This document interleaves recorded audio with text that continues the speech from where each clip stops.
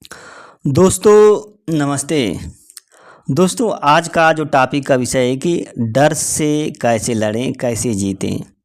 देखिए, किसी व्यक्ति से या किसी चीज़ से लड़ने से पहले सबसे पहले क्या आपको जानकारी होनी चाहिए।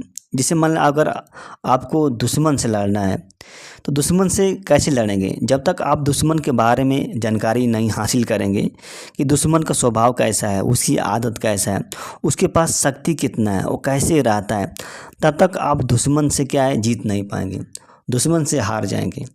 उसी तरह से डर है।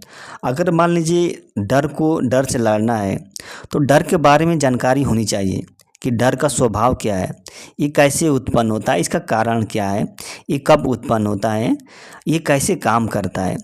और देखिए, डर का मतलब जैसे सवाल है यार, अगर कोई इस सवाल से अगर आप डरते हैं कि परीक्षा में आ जाएगा तो मैं कैसे सॉल्व करूँगा, अगर आप इस सवाल को समझ जाएंगे, इस सवाल को सॉल्व कर लेते हैं तो इस सवाल से आप नहीं डरेंगे।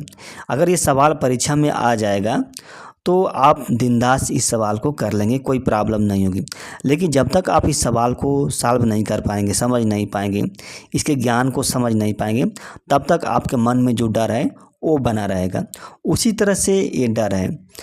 और यहाँ पे डर से लड़ने का मतलब क्या है, आपको बंदूक से नहीं लड़ना है, आपको हथियार से नहीं लड़ना है, आपको डंडे से नहीं लड़ना है।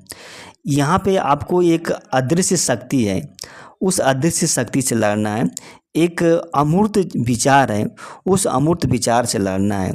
आपको समझना है कि ये अमूर्त विचार आपके मन में जो आ रहा है ये क्या कर रहा है, क्या पैदा कर रहा है। जैसे अगर आपको किसी व्यक्ति से बात करने से डर लगता है, कहीं पर जाने से डर लगता है, घूमने से डर लगता है, नहाने से डर लगता है, ट्रेन की यात्रा करने से डर लगता है, मृत्यु से डर लगता है, रोग से डर लगता है, तो इन जो सभी डर हैं, इन सभी डर को क्या करना है, आपको जानकारी हासिल करना है। आपको यहाँ पे कॉमन दिमाग है ना, वो कॉमन दिमाग लगाना है, बुद्धि का लगाना है कि सोचना है। जैसे अगर आपको किसी व्यक्ति से डर लगता है, रोग से डर लगता है, तो रोग से क्यों डर लगता है, आपके मन में ये हमेशा विचार रहता है कि मेरे साथ क्या गलत की ना हो जाए, मेरी मृत्यु ना हो जाए, मेरे को कोई रोग ना पकड़ ले, मेरे के साथ कुछ मत धोखा ना हो जाए। ये डर जो आपके मन में सताता है, तो ये क्यों सताता है, क्या कारण होता है, इसको समझने के लिए क्या अपने जो बुद्धि है उस बुद्धि के लेवल को बढ़ाना पड़ेगा। अपने जो ज्ञान है ना, ज्ञान के लेवल को बढ़ाना पड़ेगा। जिसे कहा जाता है कि लोहा क्या है, लोहा को कैसे काट, लोहा लोहा को काटता है ना, कहा जाता है लोहा लोहा को काटता है। उसी तरह से ये डर है। डर क्या है, एक अज्ञान है।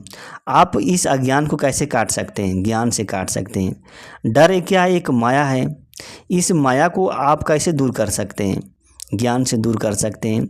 डर क्या, एक भ्रम है, इस भ्रम को आप कैसे दूर कर सकते हैं, ज्ञान से दूर कर सकते हैं।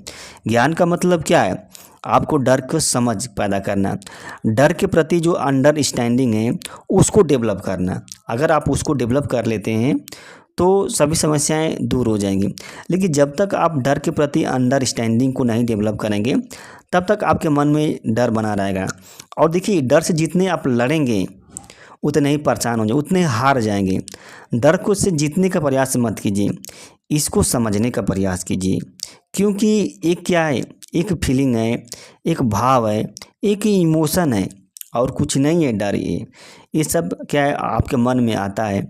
और ये जो डर जो होता है रातों रात नहीं पैदा होता है, ये धीरे धीरे क्या है, आपका जो आदत है, आपकी जो विश्वास है, आपका जो स्वभाव है, उसी से उत्पन्न होता है।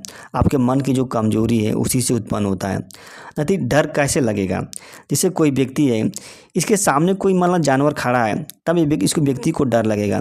लेकिन इसके सामने कोई जानवर खड़ा नहीं है फिर भी ये व्यक्ति क्या होता है, डर रहा है।